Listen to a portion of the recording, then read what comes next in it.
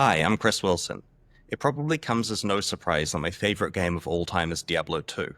It's not only the game that I've played the most of, but it directly inspired me, Jonathan, and Eric to create Path of Exile, so it changed my life in multiple ways.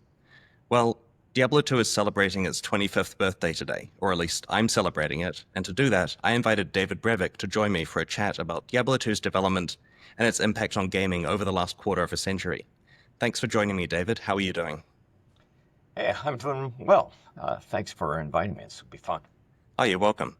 I should note that David is the coolest guy. I asked him to do this interview for my channel with literally zero subscribers at the time of recording, and he said he was in. So I'm going to try to ask questions that he hasn't answered before to keep it interesting. Yeah, it should be So, fun.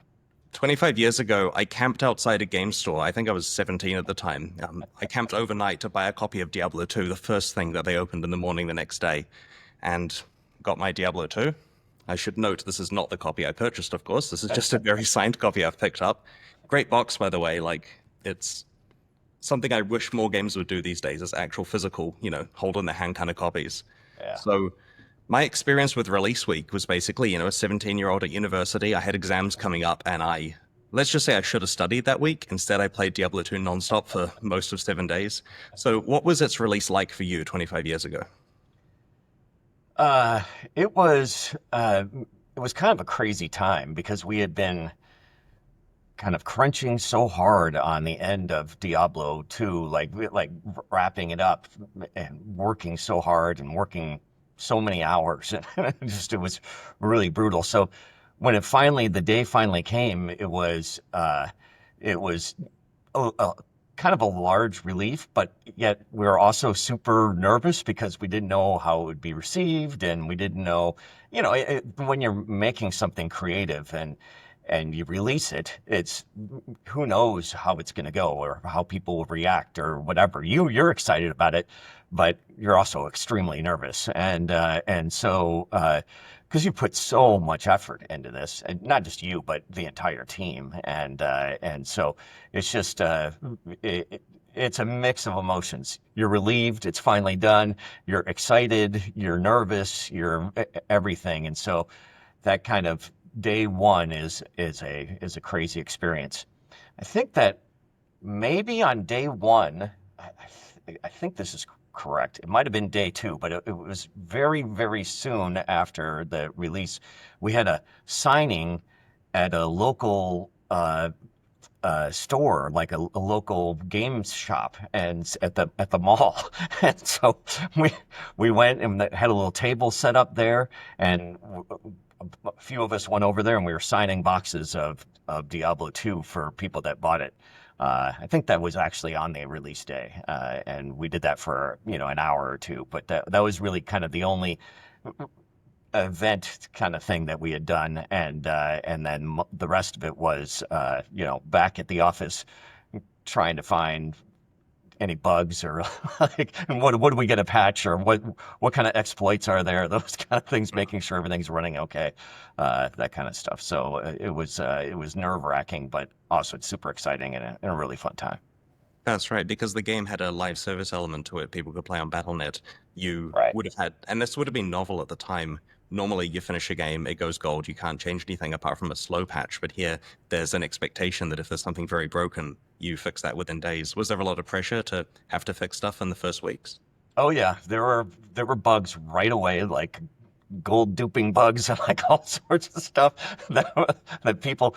It's remarkable what people can find so quickly. But there were all sorts of things like that, and it was different because this was our first client server game on BattleNet. So because of that, there was a lot of infrastructure changes that took place, and we had lots of computers set up to run the servers and all that kind of stuff, and we had to monitor that whole system and ensure that all that was going okay and that there weren't any memory issues or performance issues and things like that. So there was a lot going on to ensure that things were running well. Right. Blizzard South was involved in some of the Battle.net stuff as well. Was the fact that they were a distant office to you guys difficult in terms of communication about fixing those kind of problems? No, not really. They were on it just as much as we were. We were responsible for quite a bit of it. So they were responsible for some of it, quite a bit of the. They were kind of more of the client, like the kind of hosting sections of the BattleNet stuff, and then we were responsible for the actual game server code and logic and things like that. We also worked a large part in converting, integrating with BattleNet itself to have a client server infrastructure or architecture as a possibility, and doing the kind of like advanced chat room where you see your character and things like that. Those kind of things were new concepts to BattleNet that we had to integrate into the thing. So it was there were they helped out a lot, but we also made a lot of modifications that were specifically for Diablo 2. Right. One of the things we found with Path of Exile was there was a lot of value in getting the ability to patch problems quickly, like to have the infrastructure time between committing to the source repository and having it live be as short as possible. Was that something that you guys had to work on to get good? Because I can imagine it only comes with actually building a process to do that efficiently.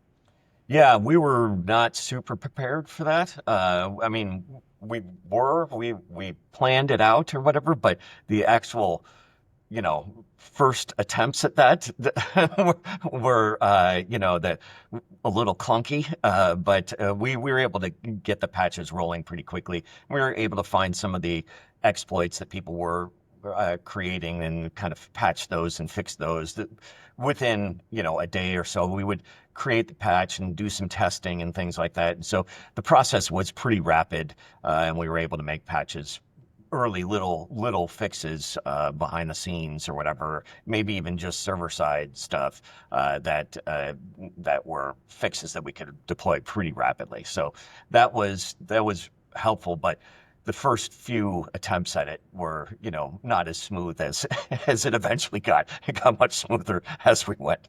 You were breaking new ground at the time. I mean, there weren't really any other companies. I mean, there were a couple of other online games, of course, but this is Right. this is very new. Um, Very so new technology. yeah, it would have been a lot of fun. I remember playing that, when people discovered bugs, the fixes did come very quickly. Like it felt responsive, and that was important. As a player, I didn't feel like, let down by that kind of thing. Right. Yeah. Yeah. That's great because it was always takes too long, in my opinion. Like, oftentimes it's funny because we can discover a bug, whatever it is, we can fix it and discover it and say, oh, I know how to fix that, and like fix it in just a couple minutes. And then it's like, now we've got to wait a day for it to, it feels like it's forever, even though and then we're like, oh, well, we should bundle up a couple of these little fixes together and things like that. So eventually we got into the point where it was still very responsive, but it feels like, hey, well, I could fix this in 5 minutes kind of thing. Yeah. Yeah. So. Nice, I understand. Yeah, I felt with Path of Exile that important due bugs only happened while I was sleeping, right? Like there was never a time where I'm sitting at my desk in the workday and then someone Yeah. knocks on the door and says, "We've got to solve a problem." It was always a 3 o'clock phone call. You know, Someone apologetically calling me with, "Hey, Reddit's on fire, wake up." And then I have to start calling other people. Well, it was a different era back then. Like, there were very few people, small message boards and things like that. It wasn't Mm, like the social media era of like anybody can complain on whatever on Twitter or Reddit or whatever. And then there are like lots of people looking at it. yeah. Luckily it was kind of under the radar except for the hardcore fans or whatever that it was there wasn't as much noise, so it was an easier time to respond. Yeah. I imagine streaming contributes too. Like if in a Oh, current online game, absolutely. if someone finds a problem, the world knows about it in 5 seconds, whereas back Yeah, then, absolutely. Yeah, absolutely. And it's not just it's any kind of streaming or YouTube videos or all sorts of stuff. There's just so much information out there about a particular game and problems with it or whatever. Everybody's looking for clicks and views and things. So it's if they can make something that shows off a bug or an issue or something, then they're going to get some views on it. So it is it's just kind of a different world we live in now. yes, this is true. So Diablo and Diablo 2 had a massive impact on RPGs that came after them. Diablo 2 was the first RPG to use skill trees, for example, and its color-coded item rarities and random item generation with mods and so on became pretty much the de facto standard for most modern ARPGs, or most modern RPGs in general. Like, You install a game that honestly doesn't even feel like it's an RPG, and it's got color-coded items and random monster creation in the same way. Um, Out of all the things that Diablo 2 implements, which one of them surprised you the most? So I think that kind of I would say skill trees is probably the thing that right now stands out to me as the biggest influence, not just in other ARPGs, but also in just gaming in general.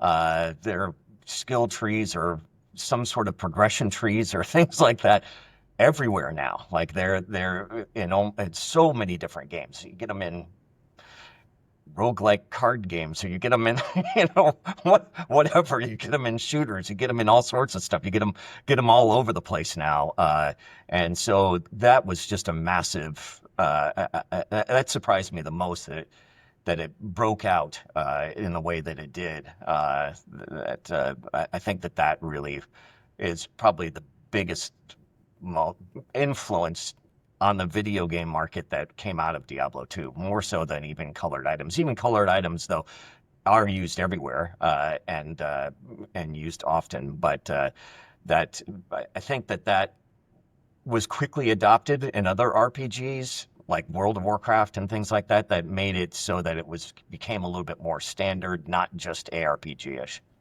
Mm. How do you feel about the fact that most games these days have RPG elements when maybe some of them needn't have those?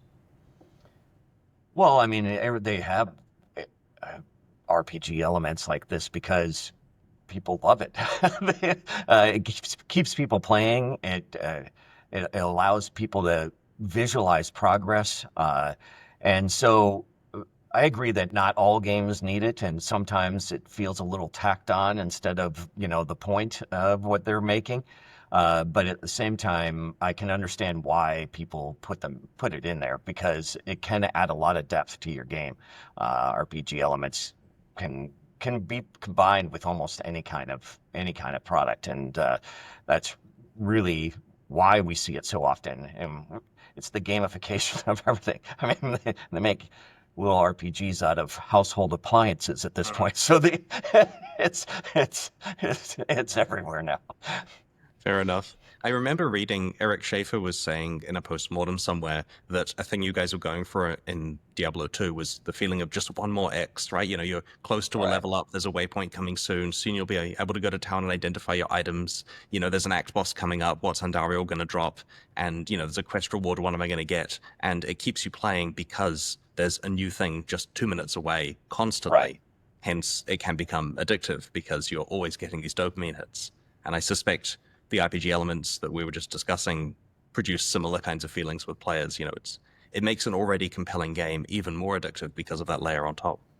Right, absolutely. It always feels like that next little piece of progress is right around the corner, and it could be anything. And so and when you're layering those kind of things, when there's lots of different layers and lots of different ways that you can advance your character or advance your progress in the game or things like that, you have more levers to pull of, hey, there's something new right around the corner. It's A or B or C or D, those kind of things. Then you're always getting these kind of small upgrades that make you feel like I'm really making some progress, and I'm just so close to that next upgrade that I'm looking forward to, or whatever it is. Nice. So Diablo 2 was the first game that I'm aware of to offer free online play with a server authoritative online service. And that free original service, like classic Battle.net with D2, is still running today, 25 years later. Like when D2 Resurrected was released, they didn't turn that off. Um, Elements of this play, such as hardcore mode, ladder seasons, have eventually become standard in online RPGs. Like World of Warcraft these days has seasons and hardcore mode, Path of Exile, and so on. Was the plan to just make a great single player game and the online play was a bonus, or was online play a critical must have thing that you actually designed around? Well, a little of both. When we first started out with Diablo 1, we were focused on just making a great single player experience. Even though when we had pitched the game to Blizzard South, that they had said, "Oh, this is going to be multiplayer," and Yeah, yeah, sure, it's going to be multiplayer. And then as we kind of went on in development, we were only just making basically a single player game, and so we weren't making kind of design decisions or anything based on having multiplayer. And then as we got closer and closer to the end of Diablo, they said, "So how's multiplayer coming along?" Like, um, we don't know how to make a multiplayer game.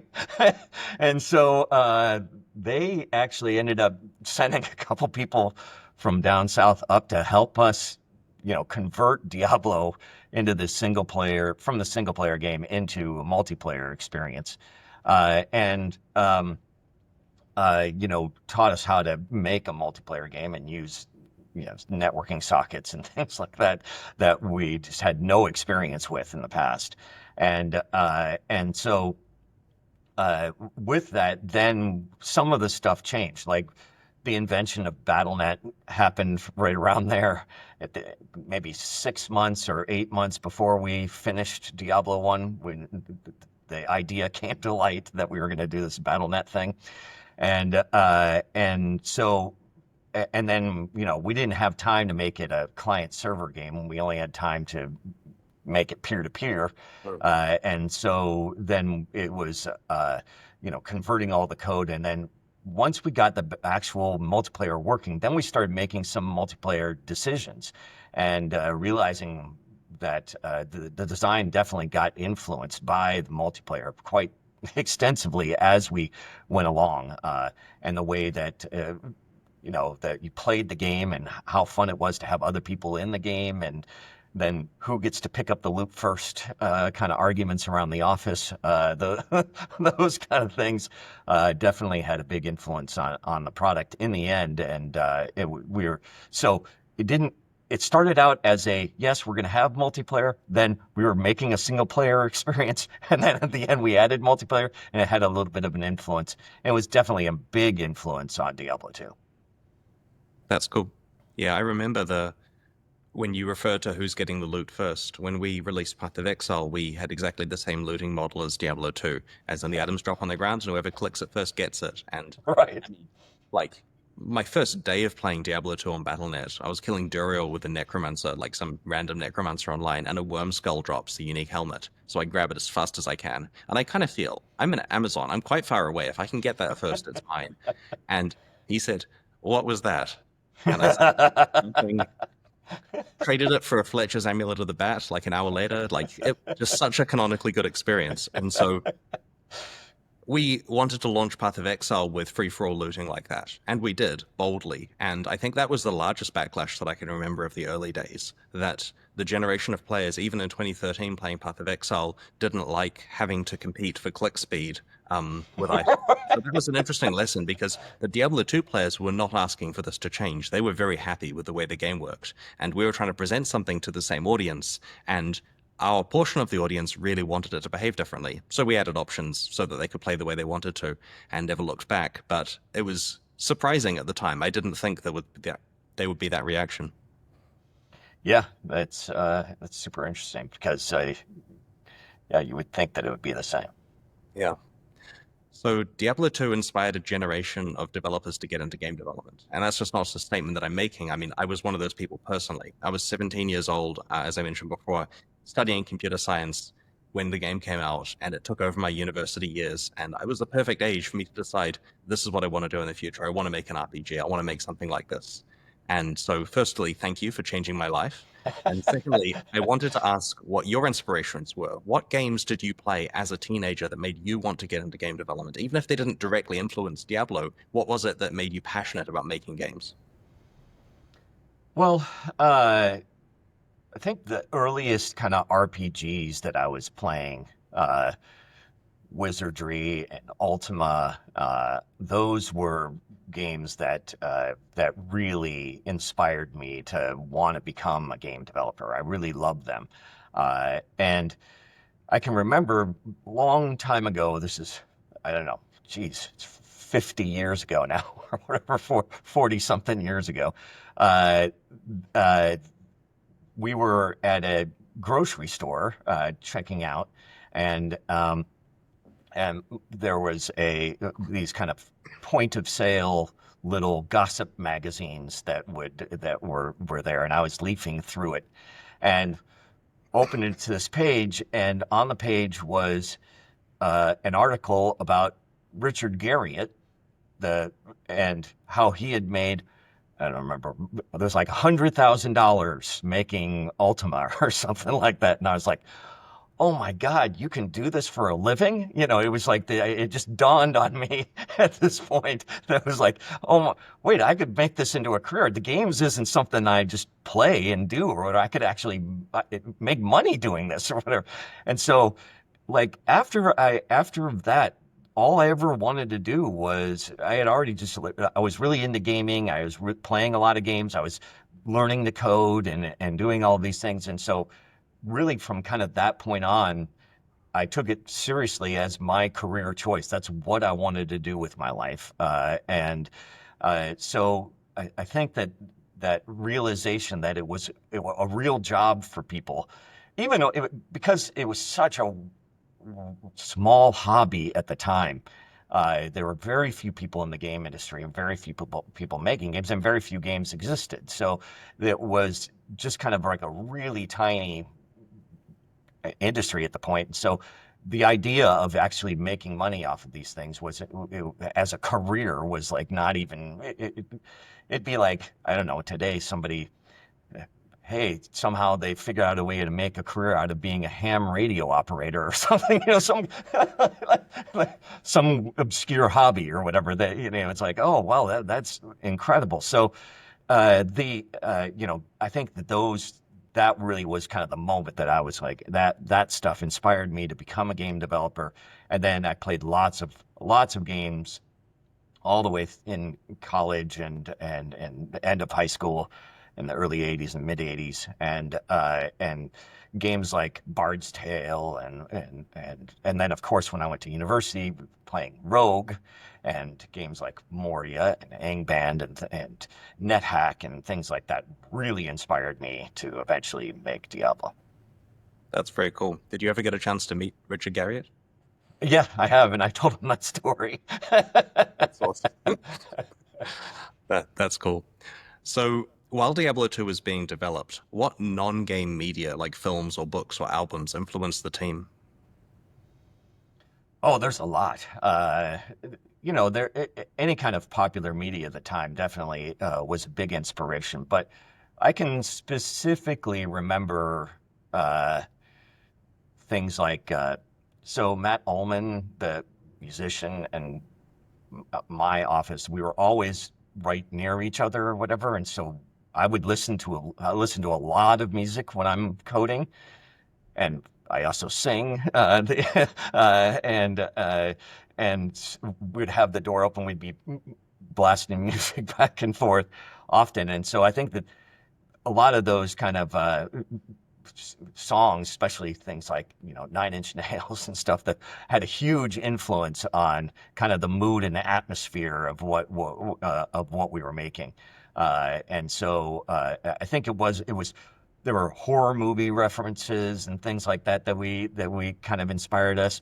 There were books that we had read at the time that were big inspirations, TV shows, even things like Star Trek and stuff like that were a big influence on kind of the quest design and stuff. There were things like that were kind of inspiring, that came from all sorts of media. But I think that Downward Spiral is probably one of the biggest influences on Diablo and Diablo 2.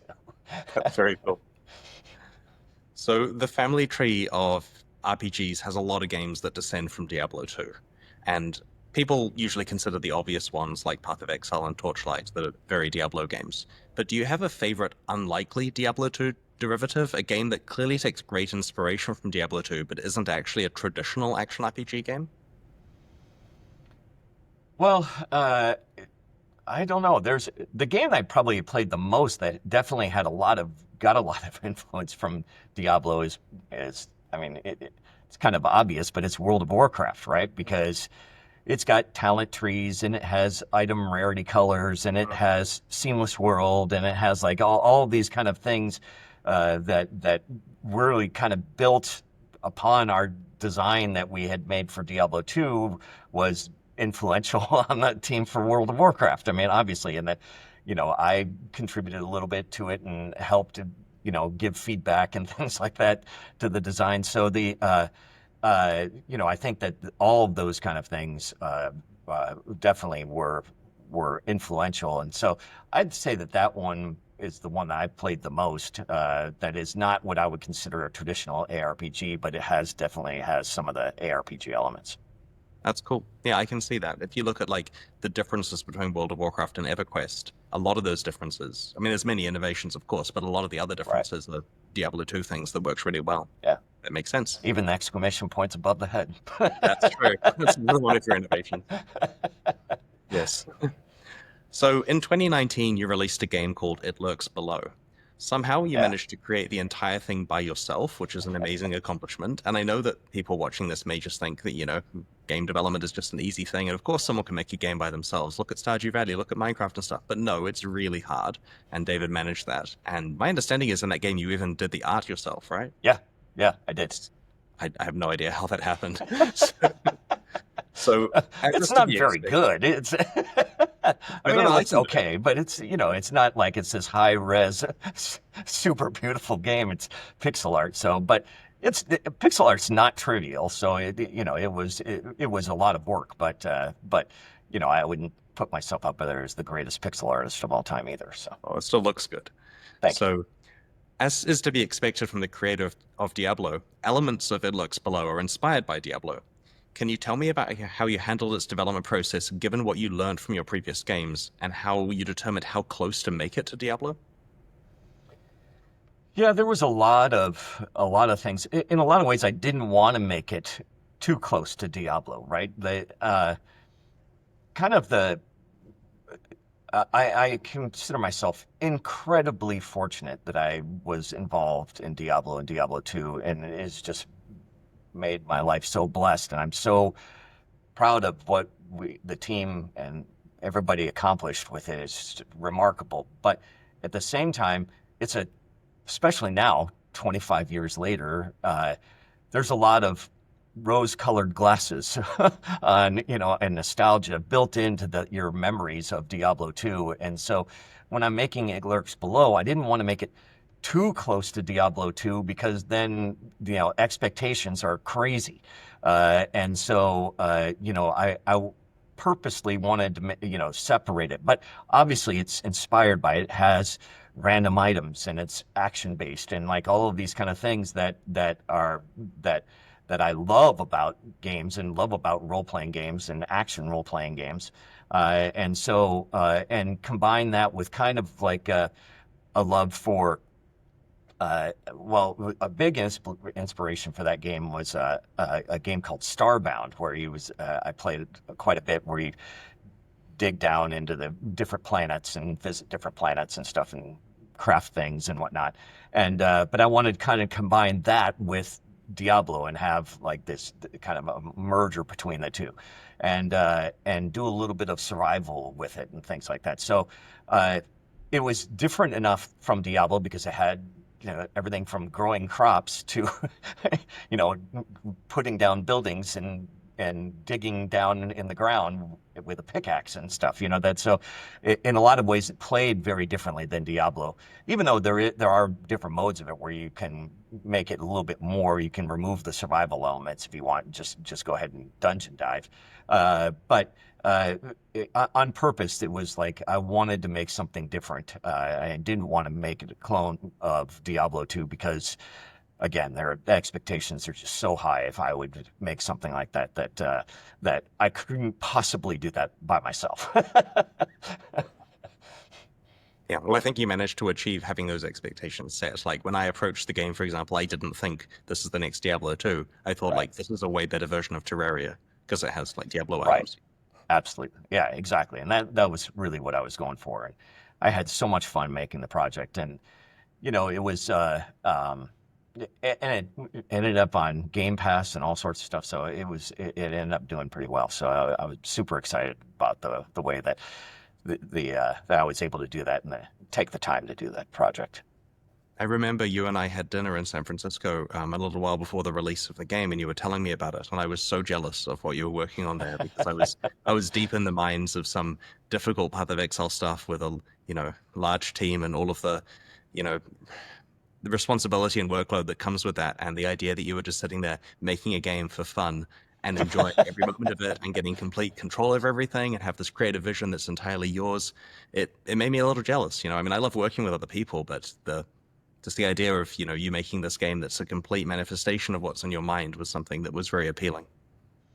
Yeah, that's really what made it super fun. And I made it all by myself, but I definitely, talked with a bunch of other people who gave me feedback and things like that. So, I didn't truly make it on my own. There are definitely other people that helped out in giving feedback and design advice or whatever, playtest advice and all sorts of stuff.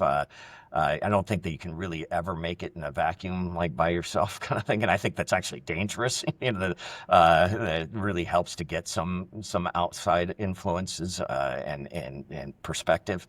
And so, but largely being able to control everything like that, all the vision and make something that you imagine and make it real, including I did everything. I made my own engine for it and everything.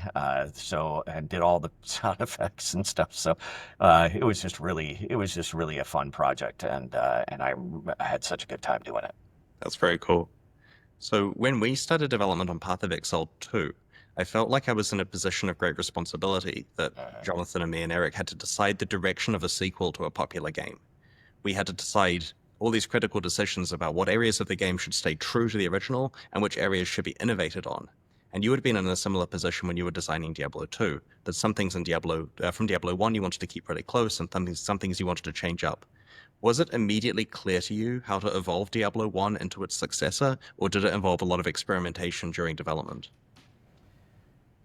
Um, it was a little of both. There were a few things that we knew that we wanted to do. I mean, obviously, number one thing technically was we wanted to make it client server. So that was like for sure one of the things that we wanted to, innovate or iterate on whatever way you want to take that. But from a design perspective, other things like skill trees didn't come in till I had this idea in the shower, and it was like maybe a year into development or something like that. I don't quite remember, but we had already been working on the game for a little while, or the doing something like the seamless world stuff that didn't come in right away. That the original design was we were going to do it outdoors as well as indoor things, and that was one of the big decisions that we kind of made early. And so I think that once we started making the outdoor things, then I was like, oh, but I, I can figure out how to stream the entire thing, like and stream the levels or whatever. We can generate them and bring them, Anyway, I've figured out a way to get the levels just constantly, no load screens kind of thing, and so that technology did. I don't think that came on very early either. I think that it was probably a little bit later, and then even other design decisions were made later. So I think up front there were very few things that we kind of decided on. It was like much more. I mean, it was much more we're going to have indoors and outdoors. We wanted to make it more of a world setting than it was just a particular town and dungeon kind of thing. We wanted to make it feel more epic and larger in scope and scale. And so I think that those were kind of the nuggets of the ideas of the direction that we headed in that were really kind of the big things that we were going to change. More character classes and some stuff like that, different character classes, that stuff were also on the list. But it wasn't really all that clear. And at first, we didn't even really want to make a sequel. It was like we were really burnt out from Diablo, and it took us. We started experimenting with a couple of other ideas for a couple months, and then probably maybe 4 or 5 months after we shipped Diablo 1, then we were like, okay, we have enough of these little ideas. I think that now that it makes sense to move forward with Diablo 2. Fair enough. Are there any Diablo 2 ideas that you deemed too risky and just cut early? No, and we should have. What a joke. We were really bad at scope creep, right? And that's part of the reason we ended up having to crunch really hard. And we was like, we had no real kind of system for production where we were not as we weren't doing we were just making lists of things we wanted to do. There was no estimates of how much time or commitment or anything like anything was going to take. We weren't estimating tasks or anything like that. It was just like, here, let's just start making a game. And then, hey, we've dreaming of all of these things. And then all of a sudden the game's gigantic and we've never cut anything. We've only added and then it's just out of control. And then it's like, oh, we got to finish this up in a year. Oh my God. And then it's crunching. And anyway, so it was bad game development process. And we didn't have really any true kind of production stuff that is used all the time now in modern game development. At the time, it was just like fly by our seat of our pants kind of development, and we really should have cut stuff, and we should have been thinking about scope. But in the end, we just wanted to make every good idea we put in there, and damn the consequences.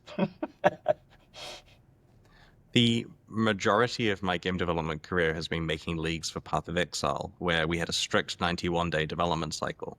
And as we approached each release, we had exactly the situation you're describing there, where, we've got to get this done. We don't want to, get into too much overtime. And so in our case, we had to make hard decisions at the last moment about which things aren't working out and to cut them. And, hopefully we still produced a good product most of the time. But, if we had more time, it would have been different. So what would Diablo 2 have looked like if you had an extra year of development time? If right at the end you're done, like I'm not saying we undo the crunch, I'm just saying you get an extra year after that. So you've got, it's finished and you're not allowed to release it for whatever reason. You get a year longer to work on it. What could you have done? Did you have any things that weren't necessarily just the expansion, but things that you would have done with that year? Yeah, I think that the biggest thing is that we cut an act out of the game and made the final act half the size it was supposed to be. So I think that if we had done an extra year of development, we would have moved. It would have been 5 acts and of equal size, rather than 3.5 or 4 acts or whatever that, and then it would have been, so it would have just been a bigger product. It would have been a longer adventure. I'm not sure if that's necessarily better, and but I'm sure that that's what we would have done. We would have had the time to complete all 4, maybe 4.5 acts, rather than cutting one out. We had to make that kind of tough choice at the kind of 11th hour. We started, it was like maybe like right before maybe Christmas time. Like, I don't know, it all blends together when you're crunching so hard that it was probably around Thanksgiving or so. We had to make the difficult choice to cut an act out of it. We just didn't have the time. And then we ended up kind of working on the Act 4 stuff, and it was oh, we don't even have time to do this. We've got to cut this in half. And then we like redid it, like at the late in the project, redid everything about it, redid all the graphics and stuff. That also happened kind of later in the project as well. I can't remember when, but it was like within the last couple of months, we redid a bunch of that act. So there was, it was, we weren't very good with scope, and I'm sure that that that we would have done things differently.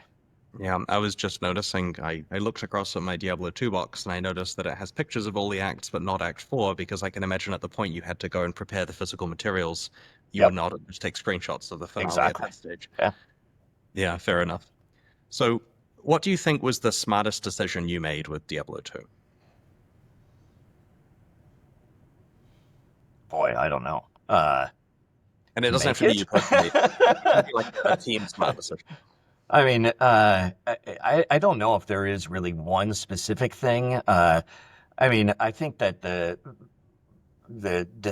there are several things about it that I think that that were really smart of us. That, and it wasn't just like all my decisions. There were a lot of decisions that lots of people made that ended up having huge influences on the project. So, I think that just making Diablo 2 and deciding to actually do it rather than go do something else, and take it to the next level, was probably the best decision of all, simply because we had options at the time, and it was like we had talked about doing other types of projects, and uh, I think that it would have been a real shame if Diablo 2 never existed, because we're super happy with the way that it turned out. And it's a million little decisions. Like, whenever you're making a game, it's just every day you're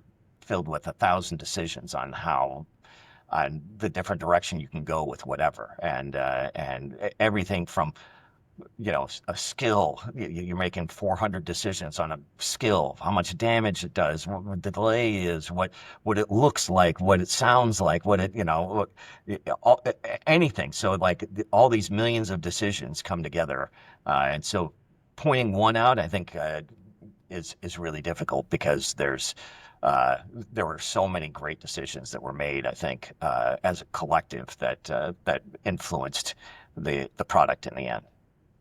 Well, you did a great job, and thank you for deciding to make Diablo 2, of course. So, what about on the other end of the spectrum? What was the biggest mistake you made with Diablo 2?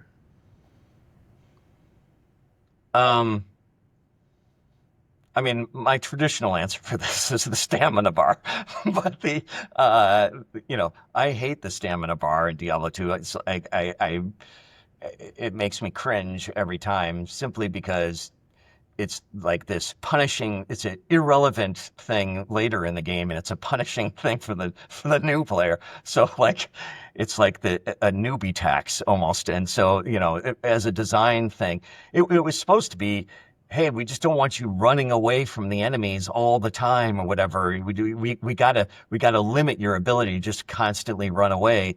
But in the end, who cares, right? It just like it ended up not really, not only people just don't do that, but it was also not really all that helpful later in the game. And so I think that, I think that design is something that I regret. I wish it wasn't that way. It allowed a few things like the stamina shrines and a few things like that were helpful and little fun things to do or whatever. But in the end, I just wish that we would have allowed people to run, and who cares, right? It's not that big of a deal. People don't want to pass up the enemies. They want to fight them, and they want to get the items and stuff like that. It's not a passive kind of game. And so the idea that somehow you could run away all the time and never die, I thought was just kind of silly. Mm. I charitably view it as a mastery mechanic where it may be annoying and provide friction for very early players, but because it's rather easy to eventually have it not affect you, you feel good. Now I can run all the time or teleport all the time or whatever. Right, right. And so that's how we viewed things in Path of Exile, that only were relevant in the early game, like getting maximum quality on your items. There were little currency items you could apply that upgraded a quality to plus 20% at best. Right. And after a while, that's easy, and you do it to all your items and you never think about it. But it was still useful because it's a thing that matters for early players. It teaches them about complex systems, and then they feel good about just being capable of maxing it out later on. Yeah. And I also feel like in some ways the stamina bar did have its point, which is that it does teach the player, the early player, you can't keep running away, right? And so once they've learned that, then they don't even really think about it as something that they can do all the time, kind of thing. And then later on, they can discover that through different gameplay things that they can use that to their advantage or whatever. But right off the bat, it encourages combat. So in some ways, it was good, but I don't know. I still think that there probably could have been a better system to design there than we did. My favorite stamina story is I was doing some ladder rushing in Diablo 2 back in the day, and my friend, shout out to John, he was playing a sorceress and got to Act 2 at level 6. And I said to him, how did you get to Act 2 faster than me, and how did you do it only level 6? Like, how did you survive, and how did you kill Andariel? What is going on? And his answer was stamina potions and static field. Rather than complaining about stamina, he understood that if he spends his gold on stamina potions, he gets to run through the whole action, avoid the monsters, getting just enough experience to get the one skill he needs to kill Andariel without actually, any capabilities. So That's I still a good respect that. player, though. I mean, you're going to be like dodging behind things and stuff. Like, I wonder how many. It was kind of a death rush to get to kill Andariel all that time That with guy that. was very skilled at that, yes. Yeah, yeah, absolutely. So when people talk about Diablo 2, they generally mean Diablo 2 with the Lord of Destruction expansion. Like when Yeah. you say to people, did you play D2? That's what they view it as purchasing Diablo 2 with Lord of Destruction and installing that and playing it. But those are actually two quite different games, at least to a super nerd like me. So, for example, in the original Diablo 2, there was this really addictive hunt for rare items. I'm sure other classic players will remember the day that lancers were enabled. That was the exceptional maximum spear, and so we farmed as hard as we could for each rare drop, hoping to get a lance with insane damage and high attack speed. And it's just like you're playing Diablo 2, you're looking for the word lance in yellow. And I calculated at the time it was once every 6 hours and 15 minutes I would find one. There was that much going on in a spreadsheet, a database. Taught myself PHP for this. And so I was tracking my rare drops, and you get your lance every 6 hours and 15 minutes on average. And obviously most of them are going to be crap, but occasionally you find a lance that's got high damage and high attack speed, and then you're just the king of the server. Your barb is going to be the best. Every other barb wants it, and it was just amazing. In the expansion, which of course still has good itemization, the focus eventually became much more around rune words and elite Uh-huh. uniques. And to some extent, finding a rare war pike being the equivalent in the expansion was less relevant because you're going to get a rune word like Silence or eventually Breath of the Dying or potentially the elite unique for it. And so that's great and everything, but it's a different type of game. And I feel that the two actually play really differently. Like an example was you couldn't get mana potions from the vendor in Classic, and in LOD eventually they were sold in the vendor with 1.10, and that changes how characters deal with mana. In Classic, you had to solve the mana problem. That meant putting points in energy, putting points in warmth, actually getting mana on your gear. Whereas in modern LOD, there is a rune word you put in your mercenary, and now mana is trivialized. And so I tell people that Lord of Destruction is an extremely good game, but classic Diablo 2 is a masterpiece. What are your feelings about the difference between Diablo 2 and Diablo 2 with the expansion? Well, like you've laid it out pretty well there. There are huge differences, and it was a little bit like the rune words and stuff. Uh, was a little bit of, I would say, in some ways, is a little bit more general audience friendly in that specifically hunting for specific items is really a smaller audience than people that like feel like they can achieve something by collecting a bunch of things and putting something together.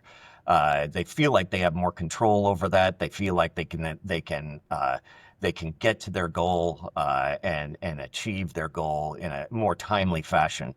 And so, is that good? Is that bad? I don't know. It's just different, like you said. So I think that you're right that Diablo 2 Classic pre Lord of Destruction was much more of an item hunt game, where after Lord of Destruction it was much more almost like a crafting game, where you crafted the best items in the game. You still had to find all the parts and put it all together or whatever, and so there was still some item finding going on, but there was much more of a crafting element to it than there was in Diablo Classic, Diablo 2 Classic, as you're calling it.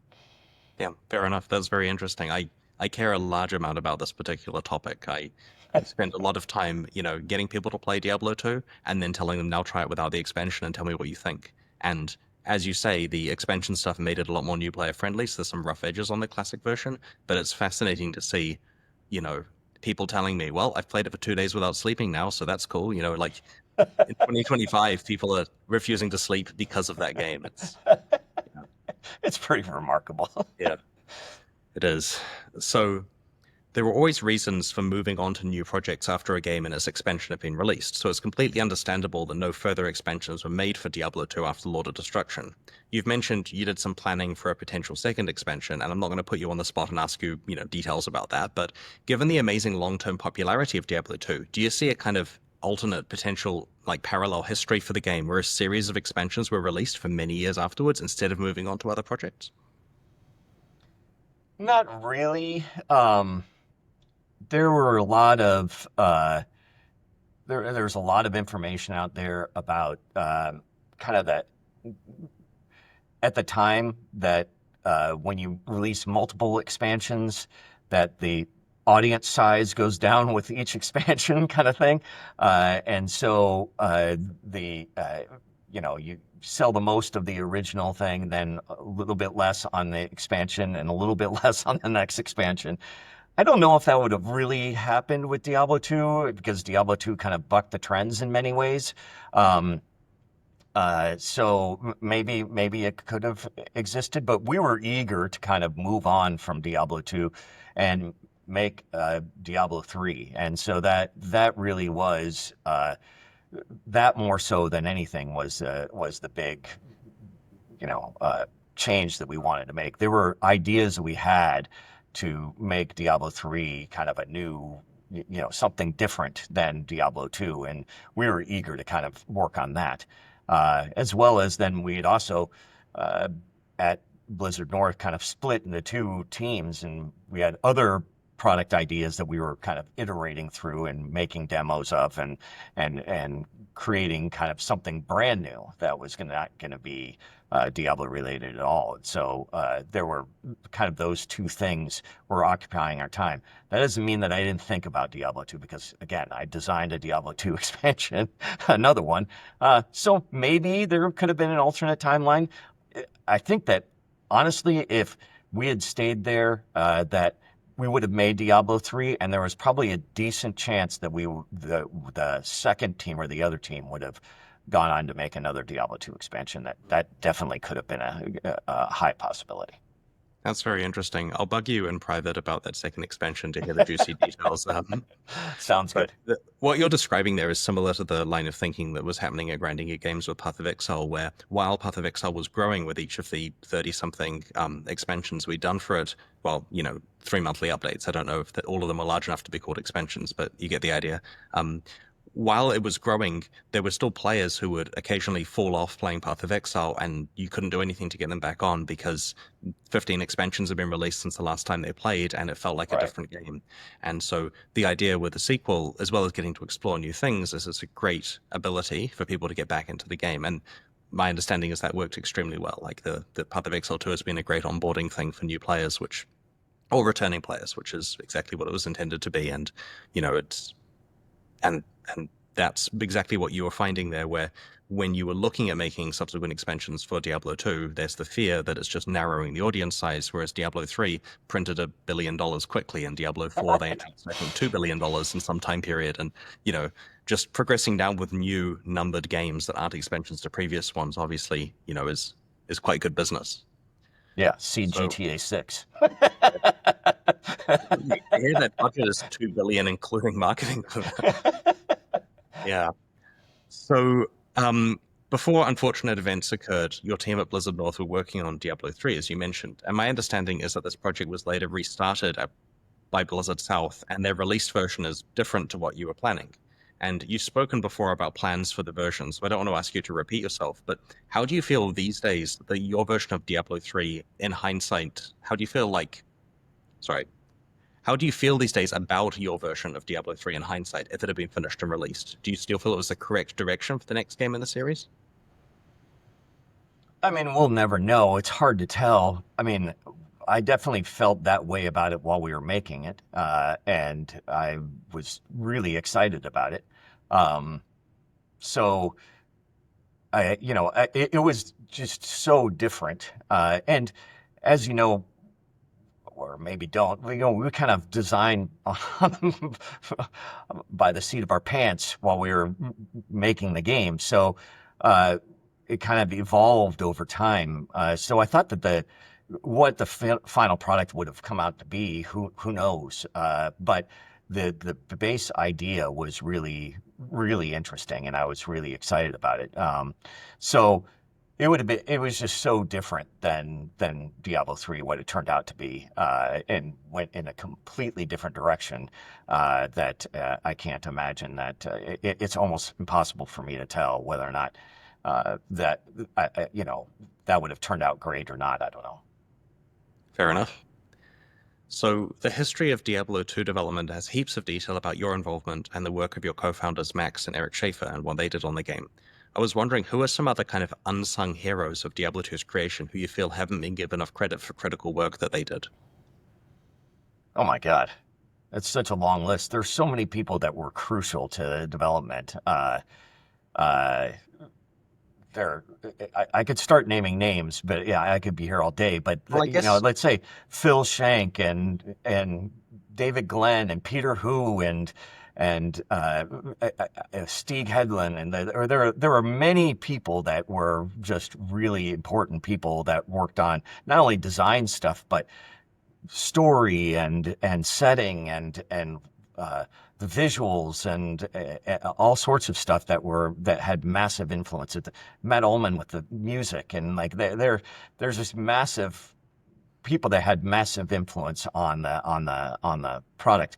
There even like one of the ways that we designed at Blizzard North was that everybody could contribute to the design. They can come up with ideas. They can just run them by me and go implement them kind of thing. There was like, go for it or whatever. That sounds cool. Or, so people would come up with skill ideas or do whatever they wanted, right? There was, I've got a new monster in mind or whatever, and it could be, you could be an artist, you could be whatever you want. And so,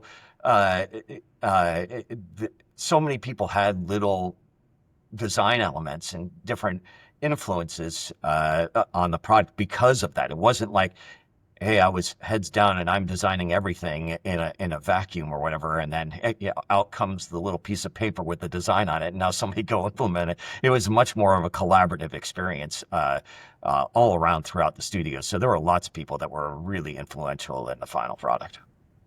that's cool. I'm glad to see that a lot of the developers have moved on to other awesome studios and making cool things afterwards, and you see names popping up all over the place, and Yeah. it's really cool to see the diaspora of it. Diaspora, the spreading of the people.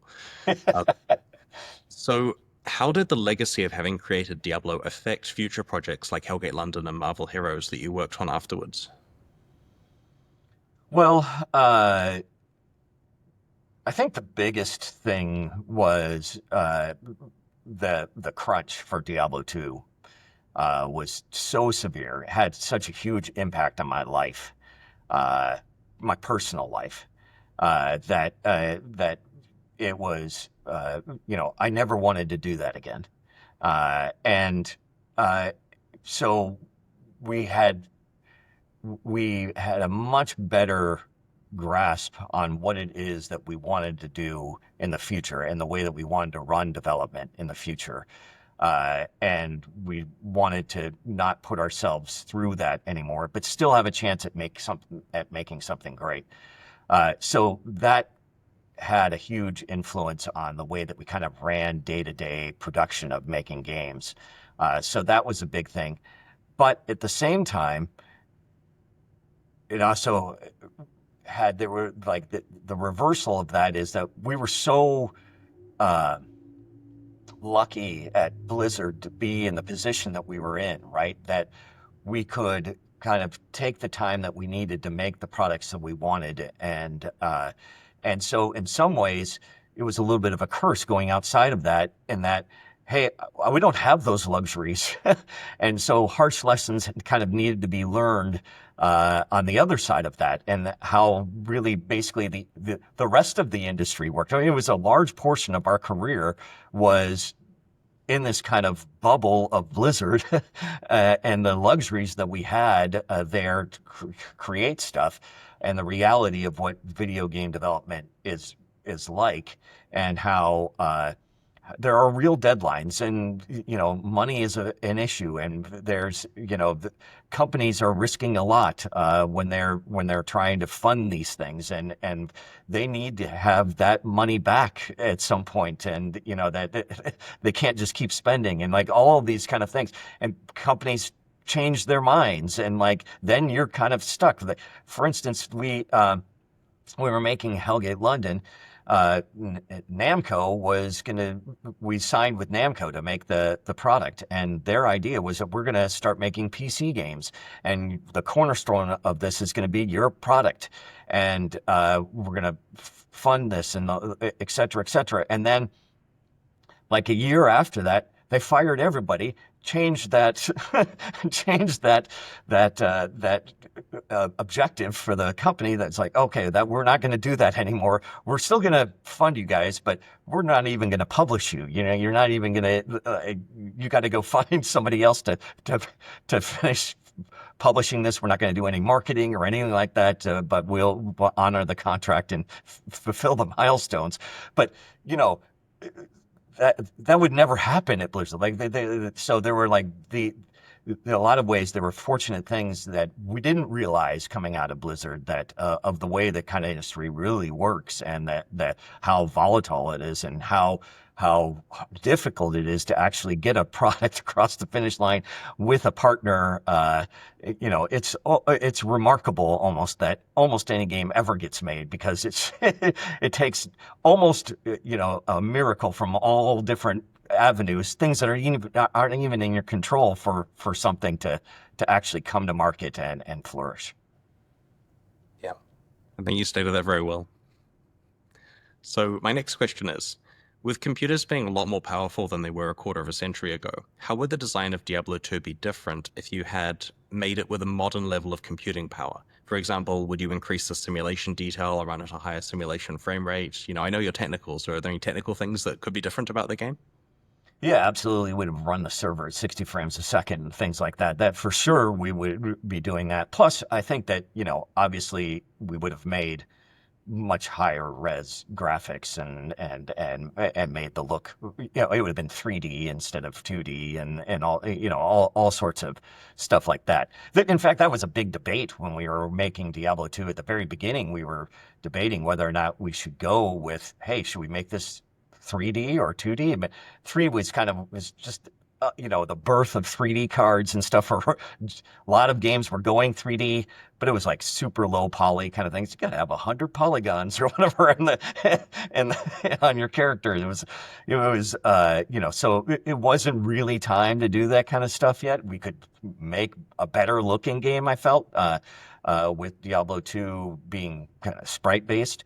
And so it was the right decision at the time. But now with computing power, we would definitely, it would be a totally different story. So we would have much higher res graphics and run the simulation at 60 frames a second on the server and all sorts of stuff. We could have, a lot more people in games and all sorts of things. So Fair enough. Do you have any thoughts on interesting directions that action RPGs could go in next? sure, there's a million different directions that things can be taken in. But I also feel like that in a lot of ways, the genre is a little bit stagnant right now, and I would love to see some kind of big innovation in it. I would love to see somebody break out of some of the formulas that have been there now for 25 years. And so I think that some games are attempting to do that. I would love to see some more innovation and make ARPGs in a way that isn't just simply about the loot chase or whatever, right? That isn't about loot explosions and killing swaths of monsters or whatever. Making it a little bit more, I guess, slowed down, I think is kind of a description, and less and more about the actual experience of feeling like you're in a dangerous world, and making it more, let's say, more compelling in that way, more immersive, and more. And so I'd love to see more of that direction than a giant loot fest. Yeah, I understand. I would love to play a game that was still an action RPG, but was focusing on exploration and was scary again. Yeah, That would be a lot of fun because you get the hooks of the itemization, but right, you feel completely immersed. And right. my memory of Diablo 2 was that it was kind of this online world that I was privileged to get to play in briefly, and I felt like I was a guest in the world, exploring it while I, had time on my computer, aside from university assignments and stuff. And then it got pulled away from me, and I look forward to going back into the world. Like, it really did feel like this special place I'd go. And it's yeah, there was good memories there. You managed to achieve that really well. So I see what you mean about that being something that might have gradually become eroded with the spreadsheetization or TikTokization of a lot of modern games these days. Right.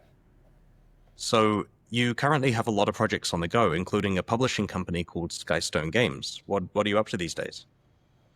Yeah, I'm up to a lot. Skystone is a publishing company, and we've been publishing indie games. We have a big game coming out this summer we're super excited about, called Tiny Bookshop. Has a lot of wish lists and stuff. It's kind of a cozy game where you open your own little bookshop in the back of a trailer and go around to different locations and sell books and stuff. It's really fun.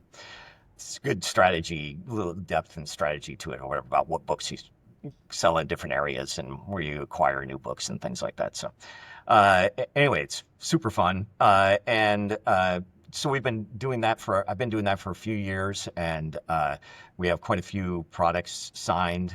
Just signed another one about 2 days ago, so that we're super excited about that too. And so that's going real well. And we have also some pretty big plans coming up and some announcements coming up, maybe around PAX or something like that. That should, that will probably make some noise about it. So we'll see. Skystone is going to be growing. That's really cool. Do you get to give much creative input on these games, or are you mostly handling the pure publishing kind of stuff and letting the developers do the fully creative side? Yeah, one of the differences about Skystone that makes it different from other publishers is that you get to use me as a resource. Like, I'm happy to help out in any way. I'm not trying to take over their games. I want developers to make the game they want to make and be passionate about that and stuff. But sometimes you can be stuck or need feedback or whatever. Or, like, it helps to get that outside opinion. And so somebody that has a lot of experience making games and a lot of different types of games, because I haven't made just ARPGs. I've made a lot of stuff. I've consulted on a million games, so and help design a lot of different things and help promote a bunch of different products, and so having that experience, technical experience, helping out with any kind of technical problems that they have, as well as walking new developers through, hey, how do I sign up and get all of this stuff with this Xbox dev kit working, and things like that. Anything like that we also do those kind of, I can help out in that way. So that definitely makes us different. So we do all the regular publishing stuff. We help out with community and do marketing and influencer outreach and promote events and things like that to try and promote the title, but also and gather wish lists and guide them through the whole process, but also kind of are a dev at heart and can give good solid feedback, especially to a lot of the indie developers are young dev groups and don't and lack a lot of experience, and so a lot of them find it super helpful for me to give them feedback. That's really cool. Yeah, Should it's we? been a lot of fun. I've really enjoyed it, and I've got other projects that I'm working on as well that I can't really talk about. I've really enjoyed working with all these developers and meeting a bunch of people. I know so many more people now in the industry because of this. It's been really, and the amount of creativity that's out there and the passion that people have for making video games. It's really, really exciting and really, really awesome. What have you been up to?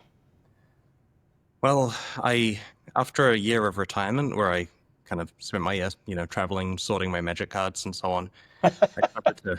Well, there are enough magic cards that it takes more than a year to sort them, so there's still plenty to go. Um, yeah, that's a separate discussion, David. Um, yes, I just got back from MagicCon in Vegas yesterday, so there was a lot of Awesome. fun purchases there. So I spent a year doing that after GGG, and it was relaxing, but I kind of had the itch that I wanted to be creative again, and Mm. I wanted to be creative in a way that didn't involve being a CEO of a 200-person company. Like it's a fulfilling job that I felt I did a good job at, but it wasn't really what I was born to do. And so I realized that the most fun I had making Path of Exile was just like jamming in my garage with Jonathan and Eric in the early days, like a really small team, just trying to come up with something where, you know, there was just a lot of creativity happening and I was getting to write code and all that kind of stuff. So I recently started a really small studio with some friends. It's called Light Pattern, and we're working on a small project that I don't intend to talk about, potentially for a number of years. Um, I guess my only clue is it's somewhat telling, I guess, that we're talking about that today. But yeah, it's been a lot of fun so far. I'm getting to recreate the feeling I had in my 20s of doing development again, and yeah, I'm having a blast. That's awesome. Congratulations. That sounds really fantastic. I did this almost exact same thing in some ways, like when I was CEO of Gazillion, and and I'm not making games all day. I'm working on running the business, and I was like, okay, that's not. I'm good at this. I can do this. This isn't what I want to do. And then I went a little crazy and I made the game all by myself, but I did almost the exact same thing. It was super passionate. I had a super passionate experience going back and actually doing development and doing all of that stuff. It's just really just so much fun. And that is definitely what I was born to do. So I completely relate. Congratulations. Thank you very much. Well, thank you for your time today, man. It's been really good. Covered a lot of good stuff, and I think that the product you guys made, the whole Blizzard North team back 25 years ago, has really stood up to the test of time. Most of my friends are still playing it to this day, and I intend to continue to do so. So thank you both for making Diablo 2, for changing the gaming industry to the extent that you have, and also for your time today. I really appreciate it. Thanks. It was a lot of fun. Oh, thank you so much for coming on. So I'm considering making more videos about game development. Please consider subscribing to this channel. It's just starting out, and I guess throw a like on the video for the algorithm if you want.